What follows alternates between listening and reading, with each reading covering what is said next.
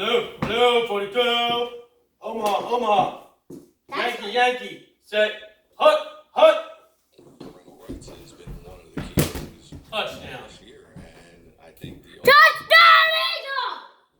and naturally, it's Too cocky! affordability. You're too cocky! Smash the video! Everybody's leaving. Berzacelli voted before Election Day and was campaigning today. The Democrat base feels more engaged. Raise 2 up, years. Blue 42! Hot!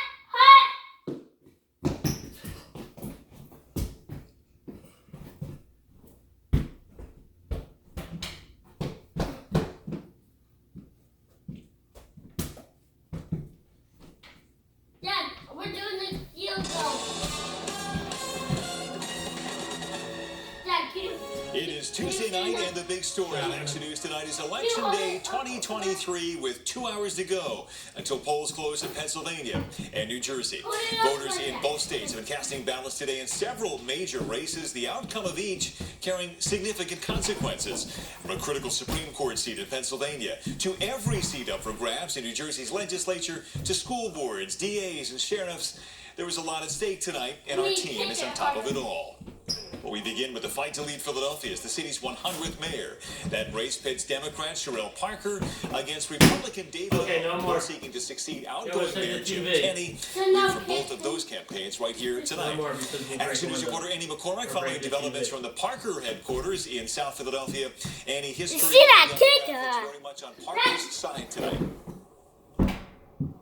Absolutely, and she, of course, is heavily favored to win because of the overwhelming amount of registered Democrats in the city of Philadelphia. But still today, she said she is campaigning up until the final moments. But I want you all to know that this is not a celebration right now. We have to wait until 8:01 p.m. today when the polls close. Sherelle Parker, the Democratic nominee for mayor, cast her vote with her son and supporters by her side this morning. The Mount Airy native, who credits her grandparents with raising her and her Philadelphia school teachers with mentoring her, first became interested in public service in high school. After becoming a teacher, she then worked under city council member Marian Tasco and rose through the ranks, becoming a state representative, then secured a seat on council in 2015. Public safety and education were two of the top issues she campaigned on. Parker also received significant labor support, including the building trades and the laborers.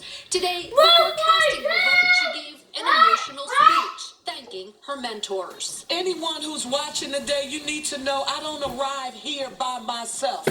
I didn't pull myself up by my bootstraps. There's a community in the village of people who lifted me up. And Brian, if you remember, Parker was not able to make her victory party when she did secure the Democratic nomination. That's because she had a dental emergency. Her watch party tonight, this time, is at the Sheet Metal Workers Union here in South Philadelphia. Starting to arrive in South Philadelphia. Annie McCormick, Channel 6, Action News. Brian. And we trust she's looking forward to attending this one tonight. Annie, thank you. Now to the David O campaign, a former city council member hoping to overcome very significant odds tonight. Action News reporter Becca Hendrickson live at that polling location at the Hayes Rec Center in Bustleton. Becca, what's the story from the O campaign? A low voter turnout so far at Hayes Recreation Center, Brian. There are 4 different districts that vote at this polling place. They're hovering between 10 and 20%. That's significant for Republican candidate David O. The Northeast votes for Republicans at 3 times the rate of the rest of the city. And if he wants to have an outside shot at winning this race, he needs people in these favorable districts to come out and vote. David O. voted this morning at Longstreth School at 57th and Willows Avenue in the Concessing section of the city. His campaign tells me he's been touring the city since, visiting different polling locations and talking to voters about his plans for the city. He says public safety is his #1 priority. He says if he's elected mayor, he'll work on strengthening the police department and appointing a new police commissioner. The first thing I do is I let people know that we will start enforcing all laws in the city. First of all, I always vote. I think that's important. Second of all, David O. has been a friend of mine for a lot of years. He's in my 82nd Airborne Division chapter. We look at the country that we're going in today, a lot of our civil liberties are trying to be taken away. And so if I still have this right to vote, I'm going to exercise it. An important mayoral race here across Philadelphia. Brian. David O. will be tonight for his own watch party. Last mayoral election, Philadelphia voted 80% Democrat. So again, an outside chance for David O. to win this election. For now, live in Bustleton, Becca Hendrickson, Channel 6, Action News. Brian? Yeah, he is keenly aware of that history. Becca, thank you so much. A crowded field of candidates is running for the 7 at-large seats. Council members who will represent the entire city of Philadelphia. The 5 Democrats each will win a seat. 2 Republicans and 2 Working Families Party candidates are vying for the remaining 2 spots that are reserved for non-majority parties. Another race of significance we're watching is for an open seat in the Pennsylvania Supreme Court.